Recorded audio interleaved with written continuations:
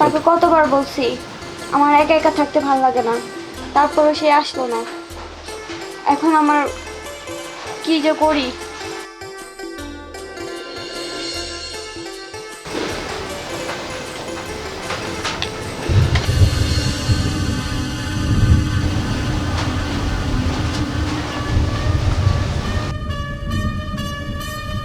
এই তো পেয়েছি, একটা তো আছে আমার কাছে, দেখি এটাকে কাজে লাগাতে পারি কিনা।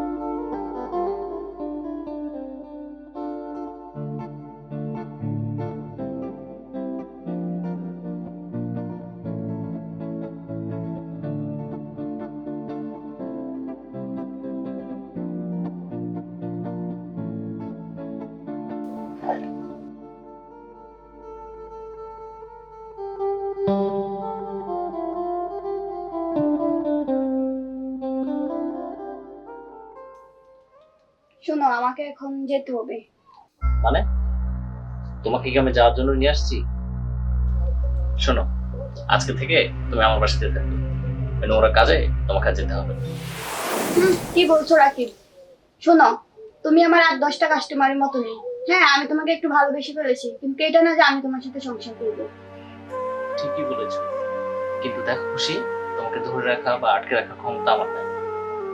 8-10টা কাস্টমারের মতো আমিও তোমাকে টাকা দিয়ে নিয়ে এসেছি, কিন্তু বিশ্বাস করো, আমি তোমাকে সত্যি ভালোবাসি, অনেক ভালোবাসি।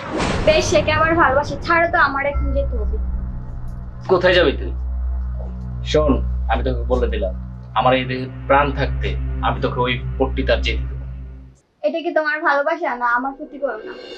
দেখো খুশি, এটা করোনা নয়, আমি সত্যি তোমাকে অনেক ভালোবাসি। সত্যি বলছি, তোমাকে আমি অনেক ভালোবাসি। দেখো রাকিব, এখানে একটা সমস্যা আছে, আমি এক পুরুষে আসক্ত নই। খুশি,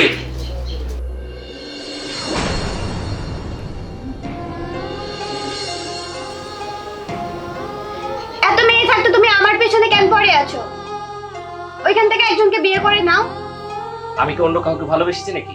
আমি তোমাকে ভালোবেসেছি, আমি তোমাকে বিয়ে করতে চাই। আর দেখো, আমার এই সংসারে আমি ছাড়া, আমার প্রতিবন্ধী ভাই ছাড়া কেউ নাই। অনেক সুখে থাকবে তুমি।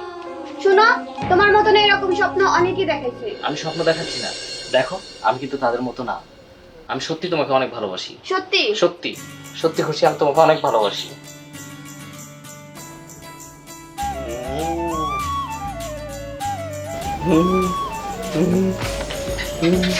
বসো। যার কথা বলেছিলাম না, এটাই হচ্ছে আমার ভাই, জন্ম থেকে প্রতিবন্ধী।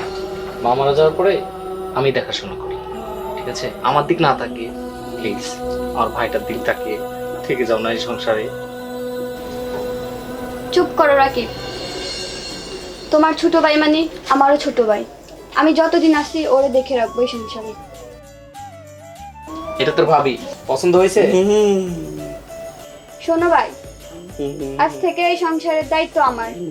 তোমার যখন যা কিছু লাগবে সবকিছু আমি নিতে হবে। আলহামদুলিল্লাহ। আচ্ছা তাহলে ভাই তুই থাক, আমরা খাবারের ব্যবস্থা করি। হ্যাঁ চলো।